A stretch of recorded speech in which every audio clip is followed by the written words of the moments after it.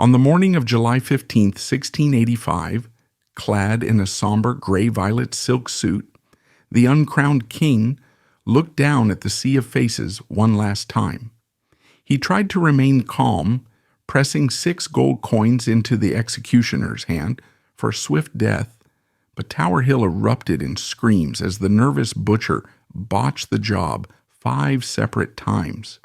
It was a gruesome, mangled end where the Duke, in sheer agony, reportedly lifted his head from the block to reproach the man, finally ending his life in a pool of blood and absolute horror. It is hard to believe this pathetic prisoner was once the pampered golden boy of the king, yet he spent his final days cowering in a muddy ditch, gnawing on raw peas just to survive. He was tragically naive to think that mere charm and popularity were enough to wrestle the throne from his cold, calculating uncle. James's life is not a dry history lesson, but a heartbreaking cautionary tale for those who have it all, yet never know when to stop. The year 1649 marked a cataclysmic shift in history. King Charles I was executed outside the banqueting house, sending shockwaves across Europe as a divinely anointed monarch fell to his own people. England was declared a commonwealth under the iron rule of Oliver Cromwell, leaving the 19-year-old heir, Charles II, adrift. He was a king in name only, traumatized, penniless, and stripped of his crown, wandering the courts of Europe as a political liability. In this atmosphere of hopelessness and humiliating idleness, Charles was not yet the merry monarch of legend, but a desperate young man living in rented rooms in the Netherlands. Surrounded by a bitter court of destitute exiles, he sought solace in the only escape available to him, the arms of women. It was in Rotterdam that he found Lucy Walter, a beautiful fellow refugee from the Welsh gentry, whose family, like his own, had been ruined by the Civil War. Described by contemporaries as brown, beautiful, and bold, Lucy offered the warmth and physical connection the lonely king craved. Their affair was intense and public, a desperate attempt to feel alive while their world crumbled around them. However, dangerous whispers soon began to circulate, rumors of a secret marriage contract hidden in a black box that would haunt the monarchy for decades. While Charles was likely too pragmatic to wed a penniless refugee, effectively wasting his diplomatic value, the ambiguity remained. On April 9, 1649, in a Rotterdam lodging house, Lucy gave birth to a son. This child's arrival posed a question that would echo through history. Was he merely a bastard born of exile, or was he the legitimate Prince of Wales and the rightful heir to the throne? The baby was named James. From the moment he drew his first breath, he was the subject of scrutiny. He was a beautiful infant, strong and healthy, with the dark eyes and dark hair that marked the Stuarts. Charles acknowledged the child immediately. In a life defined by betrayal and loss, this baby was a tangible creation, something that belonged to him. However, the gossip mongers of the exiled court were already sharpening their knives. The timing of the birth was inconvenient. Lucy had, just prior to meeting Charles, been the mistress of Colonel Robert Sidney, a younger son of the Earl of Leicester. The whispers began in the taverns and spread to the palaces. "Look at the boy," they said. "He is too tall to be a Stuart. Look at the mole on his upper lip. Colonel Sidney has the exact same mole. The king is being duped. He is raising another man's cuckoo in his nest." We will likely never know the absolute biological truth with 100% certainty, though modern DNA testing on the Duke of Buccleuch's line strongly supports the Stuart paternity. But what matters for our story is what Charles believed. And Charles believed with every fiber of his being that James was his son. He saw himself in the boy. He saw the same melancholy, the same sensuality, the same charm. While the boy was an infant, he remained with Lucy. They moved from city to city, often just one step ahead of creditors. It was a sordid, chaotic upbringing for a future duke. James learned the world not through books, but through the shifting landscapes of poverty. He saw his mother barter her jewelry for food. He saw the desperate men who came and went from her chambers. As James grew from a toddler into a young boy, the relationship between Charles and Lucy disintegrated. Charles moved on to other mistresses, other political concerns. Lucy, abandoned and desperate, began to spiral. Her behavior became erratic. She threatened to release the king's letters. She caused public scandals. To the king's advisors, she was no longer a beautiful distraction. She was a political liability who was damaging the king's reputation. And trapped in the middle of this war was the boy, James. By 1656, James was 7 years old. He was a wild, uneducated, charismatic child who ran the streets of Brussels. The king decided that the boy had to be saved from his mother. This was not a custody battle settled in a courtroom. It was a kidnapping. Charles's agents attempted to secure the boy, but Lucy fought back with the ferocity of a tigress. She knew that James was her only leverage, her only link to the king and to financial support. She dragged the boy with her, fleeing from city to city, using him as a human shield against the poverty that threatened to consume her. There is a heartbreaking account from this period. Lucy had taken James to Paris. The king's men, led by one of his grooms, finally cornered her. They didn't use force, they used trickery. James was lured away, perhaps with the promise of a toy or a treat, and whisked into a waiting carriage. When Lucy realized her son was gone, her grief was terrible to behold. But for James, it was the end of one life and the beginning of another. He would never see his mother again. Lucy Walter died in Paris in 1658, alone and destitute, reportedly of a venereal disease, though the exact cause remains debated. She was barely 28 years old. The boy was now effectively an orphan, entirely dependent on a father he barely knew, a father who was still a king without a kingdom. Charles placed James in the care of William, Lord Crofts, a loyal royalist. To protect the boy's identity, and perhaps to shield the king from too much scandal, James was given the surname Crofts. He became James Crofts. His education during these years was notoriously poor. He was placed under the tutelage of Roman Catholic priests, specifically the Oratorians in Paris. They taught him the catechism, they taught him manners, but they failed to teach him the one thing a future statesman needs: critical thinking. Observers at the time noted a dangerous dichotomy in the young James Crofts. Physically, he was precocious. He could ride a horse before he could read. He could dance with an elegance that left courtiers breathless. He was fearless, athletic, and startlingly handsome. But intellectually, he was unrefined. He had no interest in reading, no patience for statecraft, no understanding of the nuances of politics. He was a charismatic figure, but politically malleable, a dangerous trait in a court of vipers. And unfortunately, in the years to come, he would be filled with the poisonous ambitions of other men. While James was growing up in the shadows of Paris, the wheel of fortune turned in England. In 1658, Oliver Cromwell died. The Commonwealth crumbled under the weight of its own austerity and the incompetence of Cromwell's son, Richard. The people of England, tired of Puritan bans on Christmas, theater, and dancing, began to clamor for the return of the king. In May 1660, the miracle happened. King Charles II landed at Dover. He was restored to the throne without a single shot being fired. The merry monarch rode into London across streets carpeted with flowers. The fountains ran with wine. England threw off the gray cloak of Puritanism and put on the silk of the Restoration. But amidst the fireworks and the banquets, the king felt a pang of absence. He missed his son. James Crofts was left behind in Paris for 2 years after the Restoration.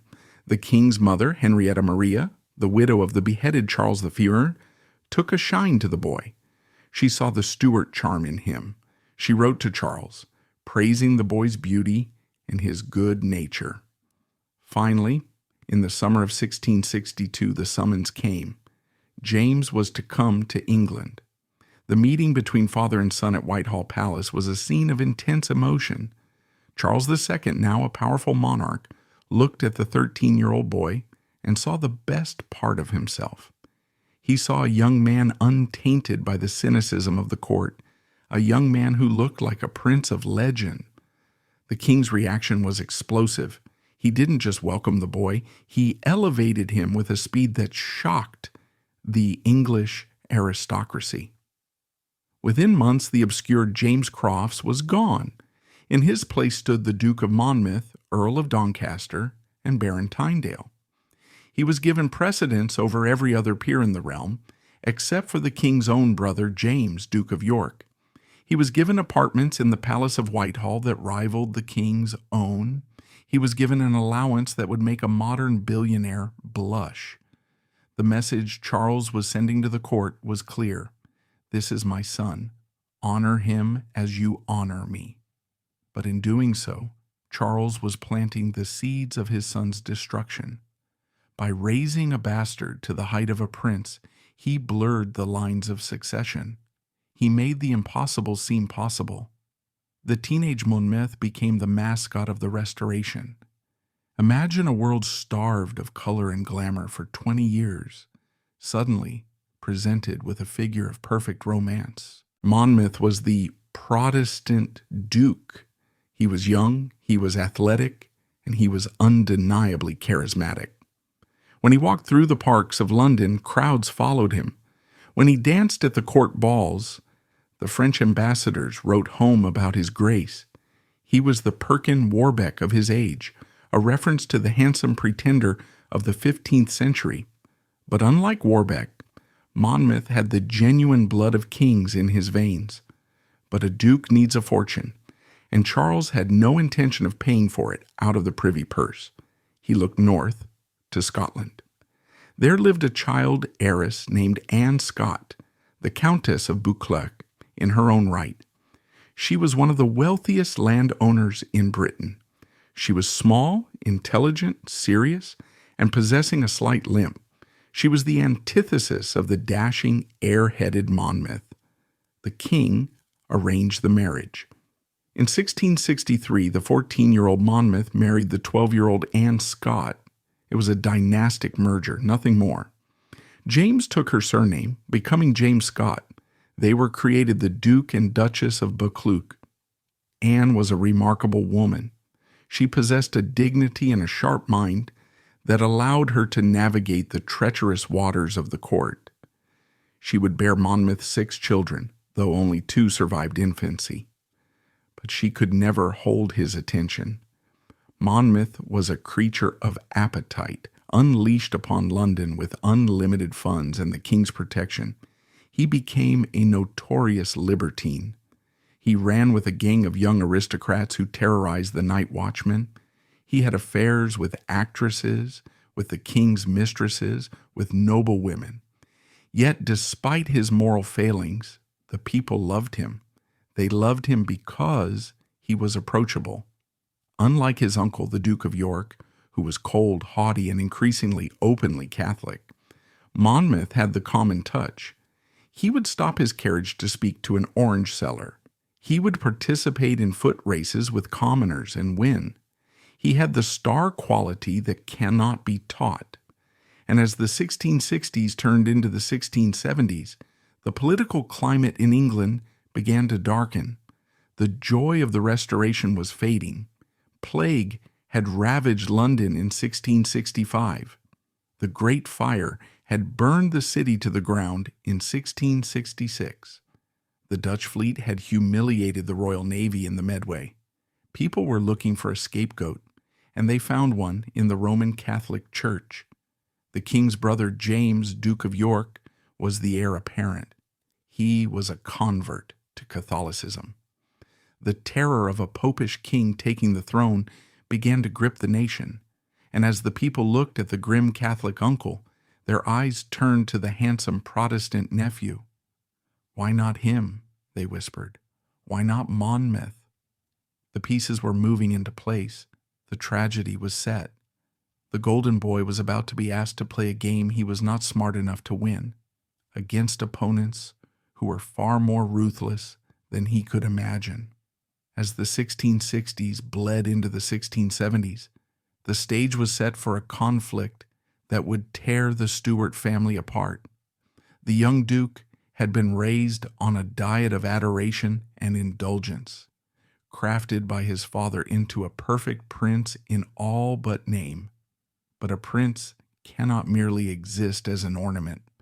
Eventually he must prove his worth in blood and iron. While the court whispered about succession and legitimacy, James Scott was looking for a way to transcend his bastard status.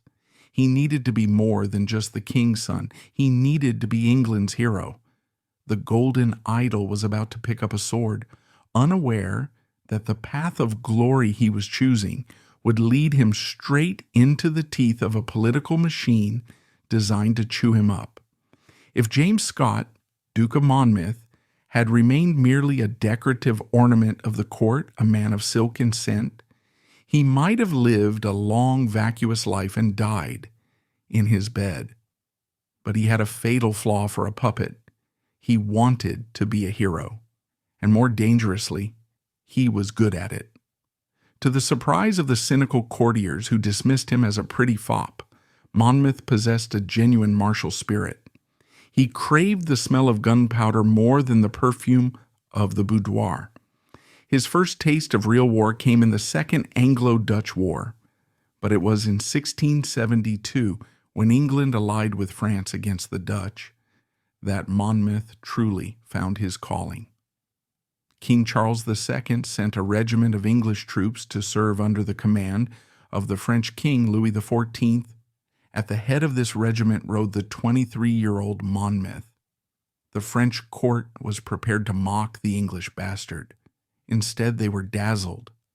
At the Siege of Maastricht in 1673, Monmouth led a night attack on the counterscarp that became the talk of Europe. With a recklessness that bordered on a death wish, he charged the barricades with only a handful of volunteers. He fought hand to hand in the trenches, sword against pike, water rising to his knees. King Louis XIV, watching from a safe distance, was astounded. He publicly praised Monmouth's courage. When Monmouth returned to London, he wasn't just the king's son anymore. He was a war hero. The people cheered him not just for his looks, but for his valor. He was the Protestant duke who had fought the Dutch, ironically a Protestant nation. But politics is rarely consistent. In 1678, he was appointed Captain General of all land forces in England. He was 29 years old and arguably the most powerful man in the kingdom after the king and the Duke of York. His greatest military test came in 1679. In Scotland, the Covenanters, radical Presbyterians who despised the king's imposition of bishops, rose in rebellion. They assassinated the Archbishop of St. Andrews and raised an army. The king needed a hammer to crush them. He sent Monmouth. On June 22, 1679, at the Battle of Bothwell Bridge, Monmouth faced the rebel army. The Covenanters were poorly trained but fanatical. Monmouth, commanding the royal army, displayed a tactical competence that silenced his critics. He used his artillery to clear the bridge, then sent his cavalry to sweep the field. The rebellion was broken in hours, but it was what happened after the battle that defined him. The Duke of York, or other commanders, might have ordered a wholesale slaughter of the fleeing rebels. Monmouth did the opposite. He rode among his troops, ordering them to spare the prisoners. He treated the captured Covenanters with a humanity that was rare for the 17th century. In Scotland, they didn't forget this. Even as he crushed them, he won their respect.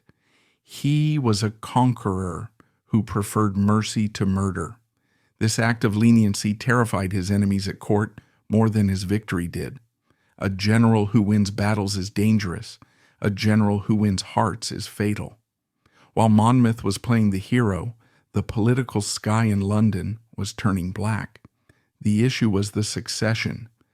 King Charles II had no legitimate children. His wife, Catherine of Braganza, was barren. By the ancient laws of primogeniture, the heir to the throne was Charles's younger brother, James, Duke of York. James was everything Monmouth was not. He was middle-aged, stiff, humorless, and possessed a stubborn streak that would eventually cost him everything. But his greatest crime in the eyes of the English people was his religion. James had converted to Roman Catholicism. To the modern mind, this might seem a trivial detail. To the 17th century English mind, it was apocalyptic.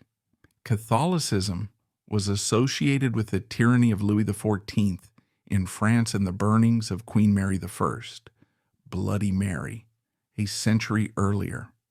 The English believed that a Catholic king would enslave them to the Pope, burn their Bibles, and steal their land. Hysteria gripped the nation. In 1678, a liar and fantasist named Titus Oates concocted the Popish plot, a fictitious conspiracy alleging that Jesuits were planning to assassinate Charles II to put James on the throne. Though the plot was a lie, the panic it caused was real. Innocent Catholics were executed. Mobs roamed the streets burning effigies of the Pope. In this fevered atmosphere, a political faction emerged, the Whigs. Led by the brilliant but Machiavellian Anthony Ashley Cooper, 1st Earl of Shaftesbury, the Whigs had one goal: exclusion. They wanted to pass a law in Parliament to exclude the Catholic Duke of York from the throne. But if you exclude the brother, who do you put in his place? Shaftesbury looked around and saw the perfect weapon: James Scott, Duke of Monmouth. Monmouth was Protestant. He was popular. He was malleable. Shaftesbury began to whisper in the young duke's ear. He fed Monmouth's vanity. Why should your uncle, a man who hates your religion, take the crown? You are the king's son. The people love you. You are the rightful heir. Monmouth, blinded by ambition and the adoration of the crowds, began to believe it. To make Monmouth king, the Whigs needed to overcome one massive legal hurdle: his illegitimacy. And so the rumors began. It started as a whisper in the coffee houses of London, then a roar in the taverns. The story went like this. Decades ago, during the Exile, Charles II had been so besotted with Lucy Walter that he had secretly married her. The marriage certificate, the golden ticket to the throne, was hidden in a mysterious black box. Did the box exist? No. Did the marriage happen? Almost certainly not. Did the people believe it? Absolutely. The black box became a symbol of hope for the Protestant masses. If the box could be found, Monmouth wasn't a bastard. He was the Prince of Wales. This placed King Charles II in an agonizing position. He loved Monmouth. He indulged him, paid his debts, and forgave his affairs. But Charles was a pragmatist who understood the sanctity of the monarchy. He knew that if he allowed a bastard to inherit, the entire legal structure of the kingdom would collapse. It would set a precedent that would lead to endless civil wars. Charles was forced to do something that broke his heart. He called a meeting of his Privy Council. He stood before them, the King of England, and made a solemn declaration. He swore on his honor and his soul that he had never been married to anyone but Queen Catherine. He signed a document attesting to Monmouth's illegitimacy. It was a public disowning. For Monmouth, it was a slap in the face. He felt betrayed. Under Shaftesbury's influence, he began to view his father not as a protector, but as an obstacle. The son began to defy the father. Banished from court for his association with the Whigs, Monmouth did not go quietly into the night. Instead, he went on tour.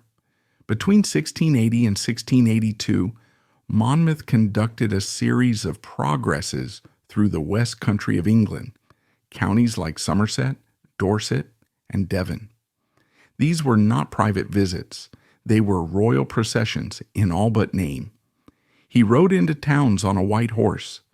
Thousands of people lined the roads, chanting a Monmouth, and no popery. Women held up their children for him to touch. Men threw their hats in the air.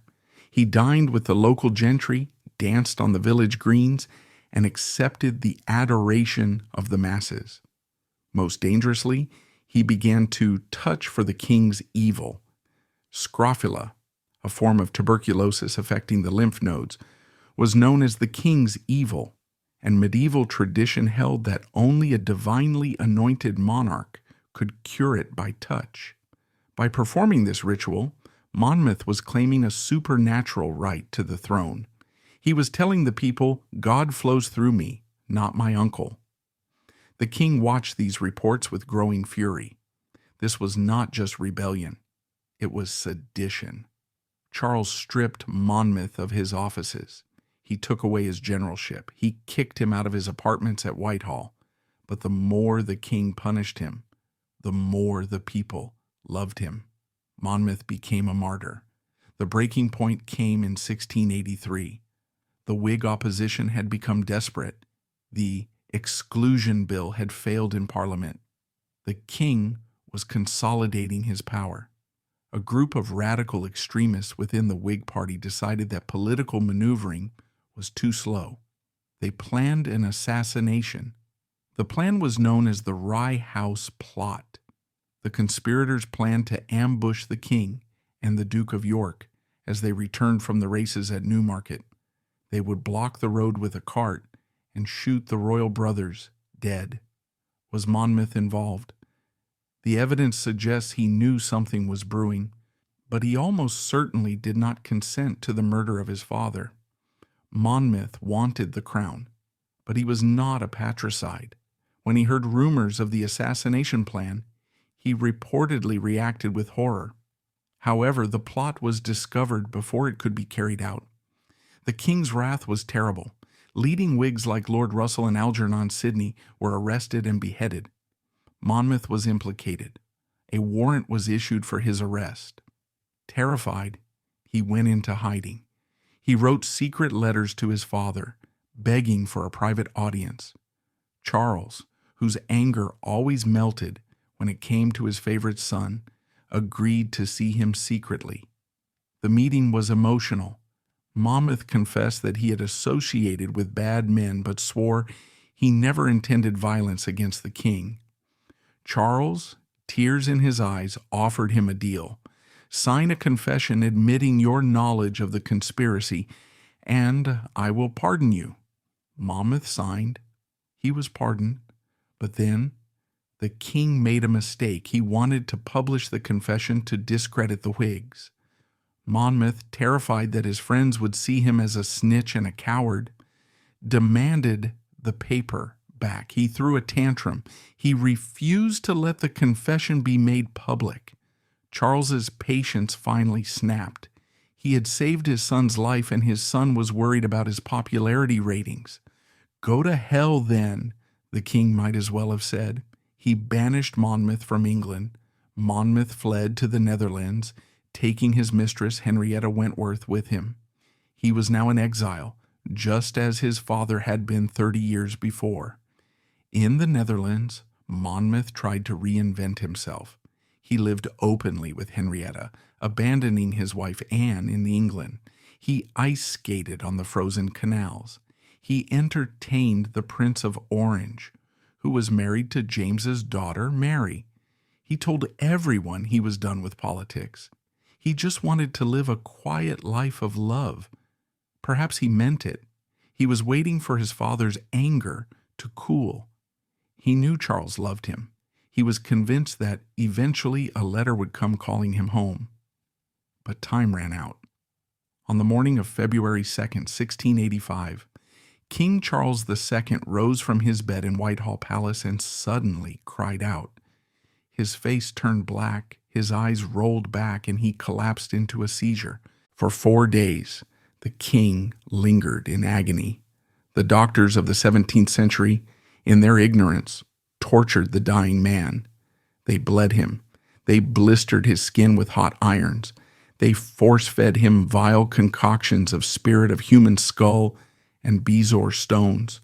Through the pain, Charles remained the merry monarch to the end. He apologized to his courtiers for taking such an unconscionable time in dying. He whispered his final instructions to his brother James. "Let not poor Nellie starve," he said, referring to his mistress Nell Gwyn.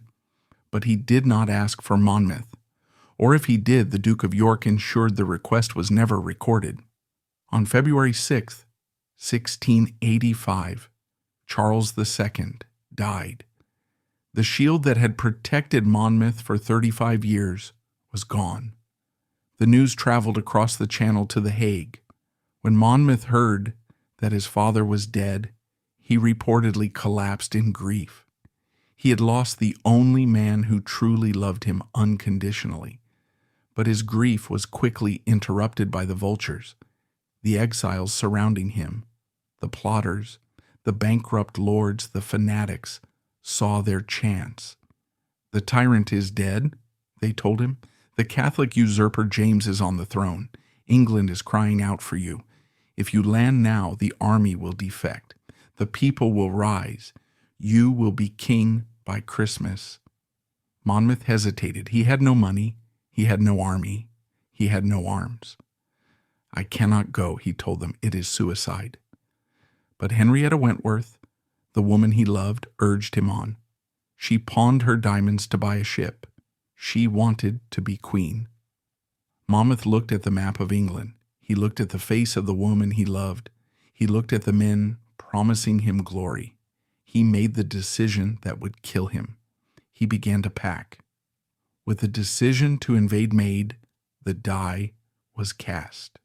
The grieving son had been replaced by the desperate pretender. As Monmouth looked out over the gray waters of the North Sea, leaving the safety of the Netherlands behind, he was crossing a line from which there was no return. He was leaving behind the ice-skating parties and the illicit romances of exile to sail into the mouth of a kingdom that was now ruled by a hostile and unforgiving uncle. The black box of legitimacy remained a myth, but the ships loaded with gunpowder were terrifyingly real. The waiting game was over. The time for the Pitchfork Rebellion had begun. The English Channel was gray and choppy on the morning of June 11th, 1685. Through the mist, 3 ships sailed silently toward the coast of Dorset. They were not warships of the Royal Navy. They were hired Dutch merchant vessels, their holds packed not with trade goods, but with gunpowder, muskets, and 4 small field cannons. On the deck of the flagship, the Helderenberg, stood the Duke of Monmouth. He was dressed in purple, a silver star on his chest. He looked every inch the king, but his stomach must have been churning. His army, such as it was, consisted of 82 men, 82 men to conquer a kingdom. They were a motley collection of exiles, German mercenaries, Scottish fanatics, and English bankrupts. They had no horses. They had limited supplies. If the local militia was waiting for them on the beach, the invasion would be over before it began. The ships dropped anchor off the Cobb, the famous stone harbor wall of Lyme Regis. Monmouth rowed ashore in a small boat. As his boots touched the English sand, he fell to his knees. He didn't kiss the ground. He prayed. It was a theatrical gesture, perfect for the moment. He stood up and drew his sword. The silence of the morning was broken. "A Monmouth, a Monmouth," his men cried. The town of Lyme Regis woke up. Fishermen rubbed their eyes. Shopkeepers peered out of windows. When they realized who the handsome man in purple was, the reaction was instantaneous. It wasn't fear, it was delirium. The town went wild. Men ran into the streets, tossing their hats in the air. The cry went up, echoing from house to house. "The Protestant Duke! He is come! He is come!" Within hours, the 82 men were no longer alone. The recruitment had begun. Monmouth established his headquarters at the George Inn. His first act was to have his declaration read in the market square. This document, written by a fanatical Scottish radical named Robert Ferguson, known to history as Ferguson the Plotter, was a disaster of political judgment. It didn't just call for a change in government, it was a scream of hatred. The declaration accused King James II of every crime imaginable.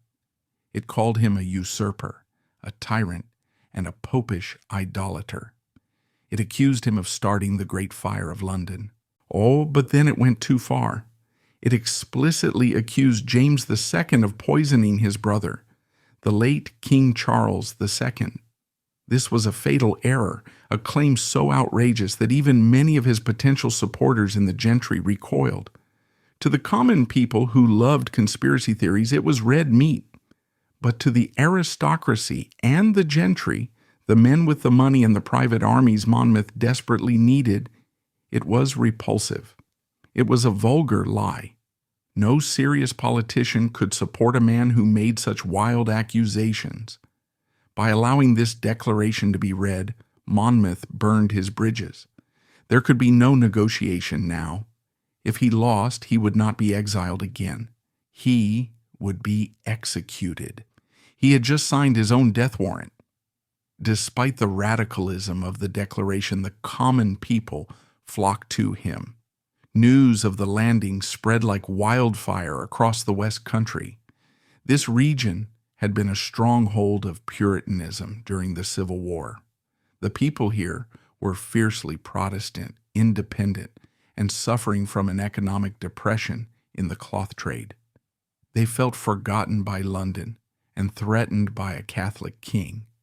They came down from the hills. They came from the weaving sheds. They came from the tin mines. They were not soldiers. They were plowmen, blacksmiths, and weavers. They arrived wearing their work clothes, their hands calloused from labor, their faces shining with a religious fervor. They believed they were fighting not just for a duke, but for God. Monmouth's officers were overwhelmed. They had brought enough muskets for maybe 1,500 men. Within days they had 3,000 volunteers, then 4,000. Those who couldn't be given a gun improvised. They went to the local blacksmiths. They took their farming scythes, long curved blades used for cutting wheat, and had the smiths reforge the tangs so the blades pointed straight up. They attached these deadly steel spikes to 8-foot wooden poles. These were the scythemen. In the hands of a strong farmer, a war scythe could cleave a man's skull or cut the legs off a horse. It was a terrifying, primitive weapon. Monmouth rode among them, calling them my brave boys. He drilled them himself. He taught them how to form lines, how to hold their pikes, how to march in step. He was in his element. For a brief moment, the pretty idiot of the court was gone. Monmouth, the soldier, had returned. He turned a rabble into a regiment. The army moved north, their destination, Taunton. Taunton was the heart of dissent in the West. When Monmouth rode into the town on June 18th, the reception was ecstatic. The streets were carpeted with flowers. Every window was draped with white flags. A procession of 27 young schoolgirls, known as the Maids of Taunton, marched out to meet him. They presented him with a Bible and a homemade banner woven with gold thread. Monmouth accepted the Bible, kissed the lead girl, and declared, "I come to defend the truths contained in this book and to seal them with my blood." It was here, in the intoxicating heat of adoration, that Monmouth made his final gamble. Until this point, he had claimed he was only coming to liberate the Parliament. He had been vague about the crown, but the crowds in Taunton were shouting, "King Monmouth, King Monmouth." His advisors told him that the gentry were staying away because they didn't want to support a rebel. If he declared himself king, they argued he would be a legitimate monarch fighting a usurper. The nobles would have a legal excuse to join him. On June 20th, 1685, at the Market Cross in Taunton, James Scott was proclaimed King of England. He issued proclamations. He set a price on the head of his uncle, James II. He touched for the king's evil, healing the sick in the streets. For a few glorious days he was a king. He held court. He issued orders. He smiled at the cheering crowds. But underneath the pageantry, the fear was growing. Where were the lords? Where were the earls? Where were the defecting regiments from the royal army? Silence. The aristocracy locked their doors. They looked at the army of peasants with their pitchforks and scythes, and they saw anarchy. They remembered the chaos of the Civil War, and they wanted no part of it. Monmouth was leading a class war, not a dynastic one. And in the 17th century, the gentry did not fight on the side of the peasant. While Monmouth played king in Taunton, the real machinery of the state was waking up in London. King James II was not a man to panic. He was a veteran soldier. He immediately mobilized the royal army. He appointed a French nobleman, Louis de Duras, Earl of Feversham, as commander. But the real steel in the royal army was the second in command, John Churchill, the future Duke of Marlborough. Churchill was a military genius. He moved his cavalry, the Blues, with terrifying speed. He shadowed Monmouth's army, harassing their supply lines, picking off stragglers, never committing to a full battle, but never letting them rest. Monmouth moved toward Bristol, the second largest city in England. If he could take Bristol, he would have a port, wealth, and heavy cannon. He had 6,000 men now. They were eager to fight. But as they approached Bristol, Monmouth hesitated. The city was heavily defended by the Duke of Beaufort. Churchill's cavalry was nipping at his heels. Monmouth, fearing a trap, turned away. He marched to Bath. The city shut its gates and shot at his trumpeter. He marched to Frome. The morale began to sag. It was raining. The men were hungry. The shoes were falling apart. Then came the crushing news from Scotland. The Earl of Argyll, Monmouth's ally who had launched a simultaneous rebellion in the north to distract the king's forces, had been defeated. Argyll was captured and executed. There would be no help from the north. Monmouth was alone. Despair began to set in. Monmouth discussed fleeing. He thought about abandoning the army, riding to the coast, and taking a ship back to Holland. "I can leave them," he reportedly told his officers. "They can return to their homes under a general pardon." But he looked at the faces of the men, the scythe men who had left their families to follow him. They trusted him. They worshipped him. To leave them now would be the act of a coward. "I will not leave them," he decided. "We will stand or fall together." On July 3rd, the rebel army retreated to the town of Bridgewater. They were boxed in. To the east lay the royal army, now camped on the plain of Sedgemoor. To the north and south, the militia was closing the roads. To the west lay the sea. Monmouth's army was disintegrating. Men were slipping away in the night to return to their farms. There was no food. The dream was dying. On Sunday, July 5th, Monmouth climbed the spiral staircase of the tower of St. Mary's Church in Bridgewater. He took a spyglass and looked out across the flat, marshy landscape of Sedgemoor. About 3 miles away, he saw the Royal Army camp. He saw the white tents of the infantry. He saw the standards of the lifeguards. He saw the artillery park. But as he watched, he noticed something. The Royalist soldiers were relaxed. They were drinking cider. Discipline seemed lax. They clearly did not expect an attack from a ragtag rabble of peasants. Monmouth lowered his glass. A spark of the old fire returned to his eyes. He was outnumbered. He was outgunned. In a pitched battle in daylight, his peasant army would be slaughtered by the professional soldiers. But at night, a night attack is the most difficult maneuver in warfare. It requires silence, perfect timing, and luck.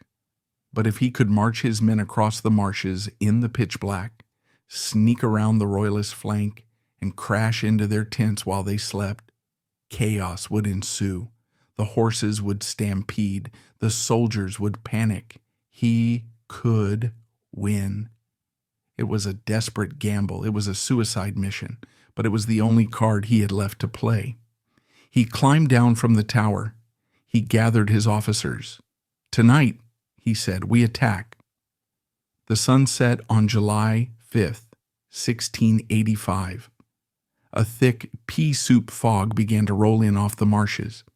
It was the kind of fog that swallows sound and distorts light. Perfect cover.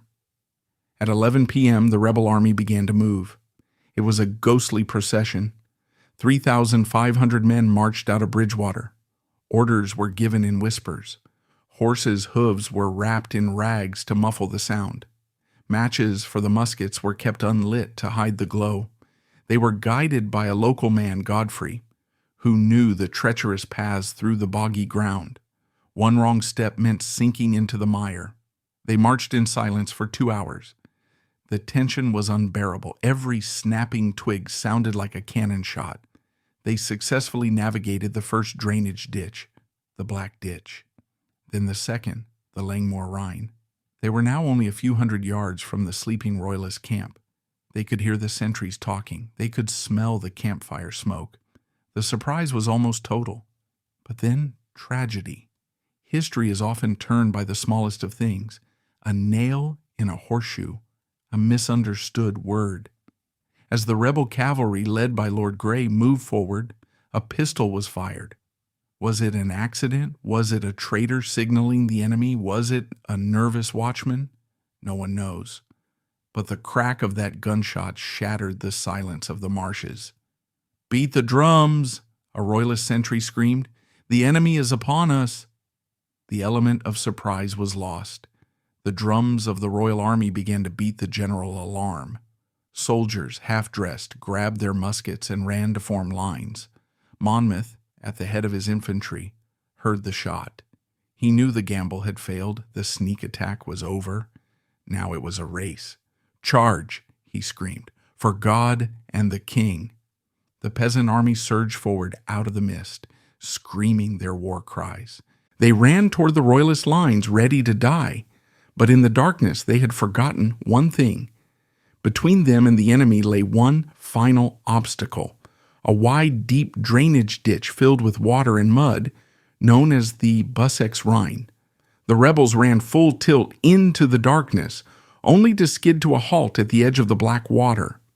On the other side, the royalist regiments were forming up, lighting their matches. The slow matches glowed like hundreds of red eyes in the fog. Monmouth's men were trapped on the wrong bank. They couldn't cross. They were sitting ducks. And then the royalist muskets opened fire. The silence of the marshes was shattered not by the triumph of a surprise attack, but by the roar of catastrophe. That single pistol shot in the dark had done more than just alert the royalist guards. It had sounded the death knell for the rebellion. As the fog swirled around the confused and terrified peasant army, standing on the wrong side of the Bussex Rhine, the time for tactics had passed. What followed was no longer a military maneuver, but a test of sheer survival. The sun was about to rise on Sedgemoor, illuminating a scene of tragedy that would break the Protestant Duke and lead him step by inevitable step to the sawdust of Tower Hill. The Battle of Sedgemoor, fought in the early hours of July 6, 1685, remains the last pitched battle fought on English soil. It was not a battle of strategy. It was a collision of despair against discipline. When the royalist muskets opened fire across the Bussex Rhine, The darkness erupted in flashes of orange light. The roar was deafening. Monmouth's peasant army standing on the opposite bank was exposed and vulnerable.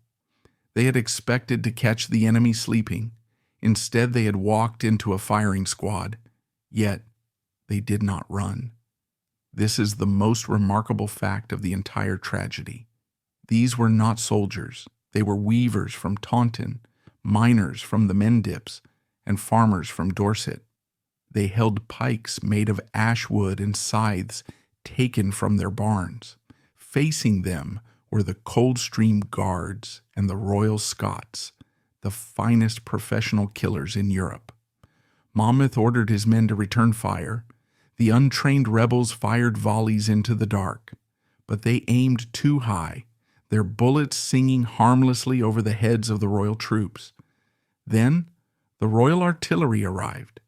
Bishop Peter Muse, a fighting bishop who had served in the Civil War, hitched his carriage horses to the royal cannons to drag them into position. They were wheeled up to the very edge of the ditch, point-blank range. The cannons roared. Grape shot, bags filled with musket balls and scrap metal, tore through the packed ranks of the rebels. It was a massacre. Men were cut in half, limbs were severed. The screams of the dying mingled with the thunder of the guns. Monmouth, mounted on his horse, watched the disintegration of his dreams. He saw his cavalry, led by the incompetent Lord Grey, flee the field at the first sign of trouble. He saw his brave boys, the men who had crowned him king, standing their ground and dying in droves, waiting for orders that could not save them. It was at this moment, as the sun began to rise and burn off the mist, that James Scott made the decision that would stain his honor forever. He was a veteran commander. He knew the battle was lost. The Royalist cavalry was encircling his flanks. If he stayed, he would be captured or killed. If he fled, he might escape to the coast, find a ship, and return to the Netherlands to fight another day. Logic dictated flight. Honor dictated death. Monmouth chose logic. He turned his horse away from the carnage. He stripped off his armor and his hardened leather coat. Accompanied by Lord Grey and a bye-blow of a few trusted companions, the king of the peasants rode away. He left 3,000 of his followers trapped against the ditch. When the rebels realized their leader had abandoned them, the line finally broke. The Royalist army crossed the ditch, and the butchery began. The soldiers were ordered to give no quarter. The fleeing peasants were hunted down in the cornfields and the marshes. They were hacked to death where they stood. The battlefield became a slaughterhouse. Monmouth rode hard. He headed south toward the New Forest and the coast, hoping to find a boat. But the country was swarming with militia. A massive reward of £5,000, a fortune in 1685, had been placed on his head. Every road was blocked, every port was watched. He abandoned his horse. He exchanged his fine clothes with a shepherd, donning rough, stinking rags. He and his companion, a German officer named Buys, hid in the dense woodlands near Ringwood. They were starving. They had not eaten in days. They survived on a few raw gray peas they found in the pockets of the shepherd's coat. On the morning of July 8th, a militia soldier spotted a figure hiding in a ditch under an ash tree, covered in fern and bracken. The soldier fired. The figure scrambled out, trembling and dirt-stained. It was the Duke of Monmouth. The transformation was total. The Protestant Duke, the darling of the court, the man who had danced at Versailles, was now a wretched, shivering fugitive. His beard was gray with dust, his eyes wild with exhaustion and terror. When they searched him, they found no sword, no pistol, only the raw peas in his pocket and a few magical charms he wore around his neck, evidence of the superstition that had plagued his final years. He burst into tears. He grabbed the knees of his captors, begging for his life. It was a pathetic end to the rebellion. He was dragged to London, guarded by hundreds of soldiers to prevent a rescue attempt or a lynching. Monmouth knew he was a dead man. He had been attainted of treason by Parliament, which meant he could be executed without a trial. His only hope lay in the heart of his uncle, King James II. Monmouth wrote letter after letter from his cell. He begged, he pleaded, he claimed he had been misled, he blamed his advisors. He offered to convert to Catholicism. He wrote to the Queen. He wrote to the Queen Dowager. King James II agreed to see him. This was a cruelty. Usually, if a king grants an audience to a condemned man, it is to grant a pardon. To grant an audience only to deny mercy is a rare act of vengeance. On July 13th, Monmouth was brought to the king's apartments at Whitehall. His arms were bound behind his back with a silk cord. When the door opened, Monmouth did not stand tall. He collapsed. He crawled across the floor on his knees to the king's feet. He wept uncontrollably. He tried to embrace his uncle's boots. "I am your brother's son," he sobbed. "I have your blood in my veins. Spare me, and I will be the most loyal subject you ever had." James II stood over him, cold and impassive. Beside him stood the Secretary of State, Lord Sunderland, who had likely betrayed Monmouth to save his own skin. "You have committed treason," James said coldly. "You declared me a usurper. You accuse me of poisoning my brother. You are a traitor." Monmouth continued to beg, debasing himself in a way that shocked the courtiers present. He offered to lead the king's armies. He offered to give up his claim. James asked him if he would name his accomplices in London. Monmouth, to his credit, refused to name names. "Then there is nothing more to say," James said. He turned his back. Monmouth was dragged from the room, screaming. The audience had lasted less than 40 minutes. The king had looked into the eyes of his nephew and seen only a threat. He signed the death warrant that same day. Back in the Tower of London, Monmouth's mood shifted. The hysteria faded. A strange, stoic calm settled over him. He knew the end was coming. His wife, Anne Scott, the Duchess of Buccleuch, came to visit him. It was a painful reunion. He had abandoned her for his mistress, Henrietta Wentworth. He had used her money to fund his rebellion. Yet she came. They spoke quietly. Monmouth asked her to forgive his infidelities. She wept, but she maintained her dignity. She had to think of her children's survival.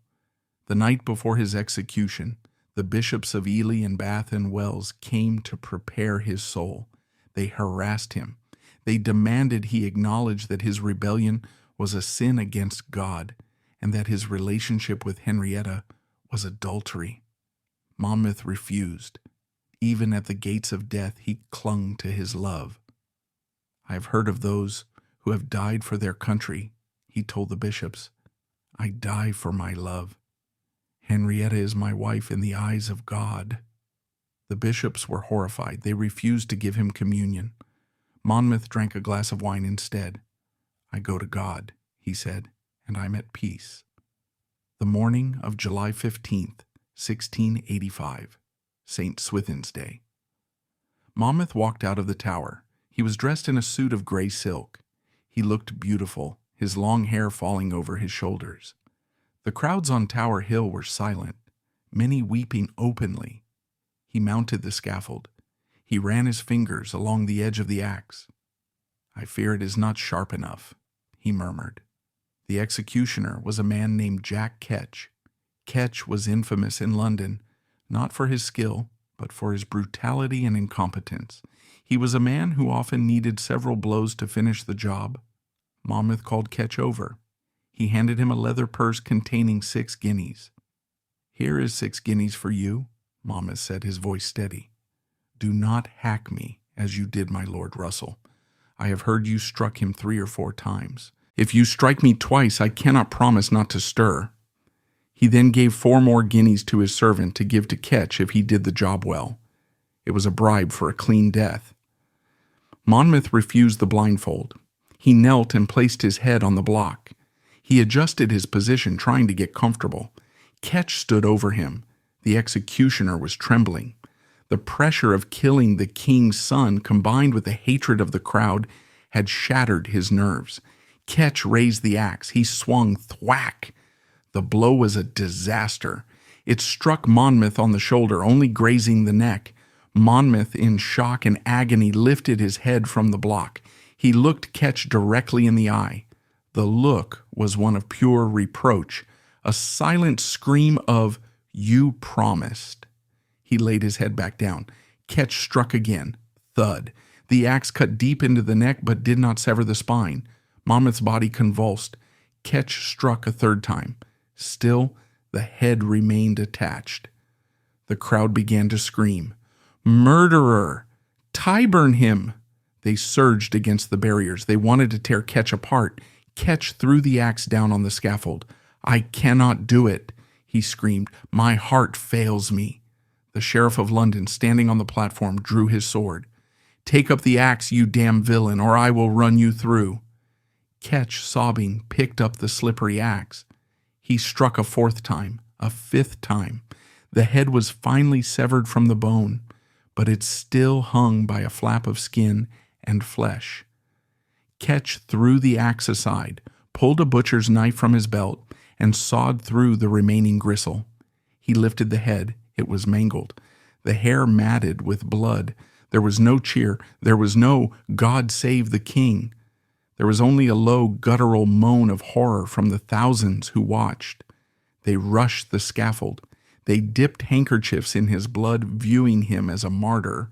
The guards had to surround Jack Ketch to save him from being ripped limb from limb by the mob. James Scott, the Duke of Monmouth, the Golden Boy, was dead. He was 36 years old. They carried his body into the chapel of St. Peter at Vincula, within the tower. They buried him quickly under the flagstones, throwing his severed head in with the body. The clumsy blows of Jack Ketch's axe had finally severed the head of the Golden Boy, but they could not sever the consequences of his ambition. The physical life of James Scott had ended in the bloody straw of the scaffold, but the nightmare for his followers was only just beginning. The king had killed the leader, but now he sought to kill the spirit of the rebellion itself. As the body of the Duke grew cold under the chapel floor, a shadow fell across the West Country, a shadow cast by a vengeful judge and a king who knew no mercy. The story of Monmouth was shifting from a biography of a man to the legend of a martyr, leaving behind ghosts that would haunt the Stuart dynasty for generations. The axe that fell on Tower Hill did not end the bloodshed. It merely signaled the beginning of the retribution. While Monmouth lay in his grave under the chapel floor, the West Country of England was about to experience a reign of terror unparalleled in British history. King James II, determined to crush the spirit of rebellion forever, dispatched the Lord Chief Justice George Jeffreys to the West. Jeffreys was a man of terrifying intellect and sadistic temper. Suffering from painful kidney stones and fueled by alcohol, he turned the courtrooms of Dorset and Somerset into slaughterhouses. These trials became known as the Bloody Assizes. The justice dispensed was swift and brutal. Jeffreys mocked the defendants. He screamed at the juries.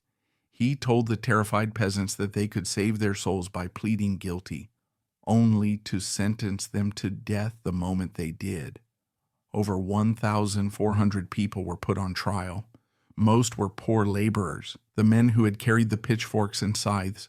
Around 320 were executed.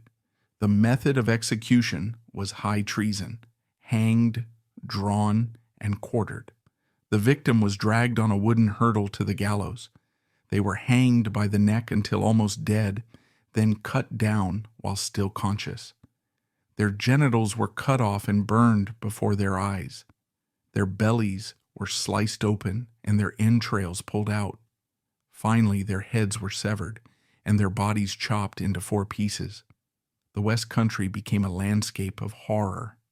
The heads and quarters of the rebels were boiled in salt and cumin to preserve them, and nailed to church gates, village greens, and marketplaces as a warning. The stench of rotting flesh hung over the counties of Somerset and Dorset for months. Travelers reported that they could not walk a mile without seeing a severed limb or a head on a spike. Another 800 rebels were sentenced to transportation. They were sold as slaves to the plantations in the West Indies. Many died of disease in the dark holds of the ships before they even saw the Caribbean sun. The brutality backfired. Instead of terrifying the population into loyalty, it bred a deep, simmering hatred for King James II. The blood spilled during the Bloody Assizes watered the soil for the next revolution. In the days following Monmouth's botched execution, a strange story began to circulate in London, a story so gothic and disturbing that it sounds like fiction, yet art historians debate its truth to this day. The legend goes that after Monmouth was buried, someone realized a terrible oversight. There was no official portrait of the Duke commissioned by the state to record his final appearance. Or perhaps his grieving family wanted one last image of him. According to the tale, the king's painters were summoned. The grave in the tower was opened. The body was dragged out. The severed head was retrieved and sewn back onto the neck. The corpse was then dressed in fine clothes and posed in a bed, arranged to look as if he were merely sleeping. The artist, some say it was Sir Godfrey Kneller or one of his students, set up his easel in front of the dead man. The result is the famous painting known as Monmouth After Death, which now hangs in the National Portrait Gallery in London. If you look at the painting, the details are chilling. The Duke's head rests deep into the pillow, perhaps to hide the stitching at the neck. His eyes are closed, but the eyelids have a heavy, unnatural quality. The skin has the waxy pallor of death. It is a haunting image, a final attempt to capture the charisma of the golden boy after the soul had fled. Whether the body was actually exhumed or the artist simply sketched the head in the coffin remains a mystery. But the painting stands as a grotesque monument to the obsession that surrounded James Scott, even in death. The people of the West Country refused to believe their hero was dead. Just as with King Arthur, legend sprang up that Monmouth was sleeping, waiting to return. They whispered that the man beheaded on Tower Hill was a double, a loyal soldier who had volunteered to die in the Duke's place. They said Monmouth had escaped to France. These rumors merged with one of the greatest mysteries of the 17th century Europe, the man in the iron mask. In the Bastille prison in Paris, a mysterious prisoner was held under the highest security. No one was allowed to see his face. Voltaire later claimed the mask was made of iron, though it was likely black velvet. Conspiracy theorists in England began to connect the dots. They claimed that James II, unable to bring himself to kill his own nephew, had sent Monmouth to France. There, Louis XIV had locked him away to prevent him from claiming the English throne. Is it true? Almost certainly not. The timelines don't match, and the sheer public nature of Monmouth's execution makes a switch impossible. But the fact that the rumor persisted for decades shows the depth of the public's trauma. They simply could not accept that the beautiful, vibrant Duke was gone. The ultimate tragedy of Monmouth's life is not that he died, but that he died for a cause that won without him just 3 years later. Monmouth's rebellion in 1685 failed because the English aristocracy was not yet ready to overthrow a legitimate king. They feared another civil war. But by 1688, King James II had alienated everyone. He tried to force Catholicism on the universities. He suspended Parliament. He appointed Catholic officers to the army. And finally, his wife gave birth to a son, guaranteeing a Catholic dynasty. The very nobles who had refused to help Monmouth now panicked. They wrote a letter to the Netherlands inviting a foreign prince to invade England and save them. The man they invited was William of Orange. William was Monmouth's cousin. He was the man Monmouth had ice-skated with in The Hague. He was the man who had advised Monmouth against the rash invasion. In November 1688, William landed at Torbay, not far from where Monmouth had landed. But this time, the heavyweights of the English aristocracy rode to meet him. John Churchill, the man who had defeated Monmouth at Sedgemoor, defected to William. King James II, finding himself abandoned by his army and his daughters, fled to France. He threw the great seal of the realm into the River Thames in a final fit of pique. The glorious revolution was a success. William and Mary were crowned king and queen. A Protestant monarchy was secured. The power of Parliament was enshrined in the Bill of Rights. Everything Monmouth had promised in his declaration, a Protestant king, a free Parliament, the end of Catholic tyranny, came true. He was the prophet who never reached the promised land. He was simply 3 years too early. For centuries, the ghost of bastardy hung over Monmouth's name. The question nagged at historians. Was he really the son of Charles II, or was he the son of Colonel Sidney, the man with the mole? In 2012, science provided the final answer. A DNA test was conducted on the current Duke of Buccleuch, the direct male line descendant of Monmouth. The results were compared to the DNA of other Stuart descendants. The match was positive. The Y chromosome was Stuart. The gossip of 1649 was a lie. James Scott was indeed the son of King Charles II. He was a royal prince who died a traitor's death. Today, if you visit the Tower of London, you can see the spot on Tower Hill where the scaffold stood. You can walk into the chapel of St. Peter ad Vincula and see the stone under the altar where his mangled body lies, next to Anne Boleyn and Catherine Howard. James Scott was not a great man. He was vain, he was easily manipulated, and he was politically naive. He led simple peasants to a slaughter they did not deserve. But he was also brave, charismatic, and tragically human. He was a man who spent his entire life trying to find out who he was. Was he James Crofts, the penniless orphan? Was he the Duke of Monmouth, the dazzling courtier? Was he King Monmouth, the savior of the people?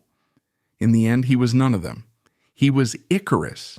He was the boy who flew too close to the sun, intoxicated by the light of his own ambition, only to fall, burning into the dark waters of history.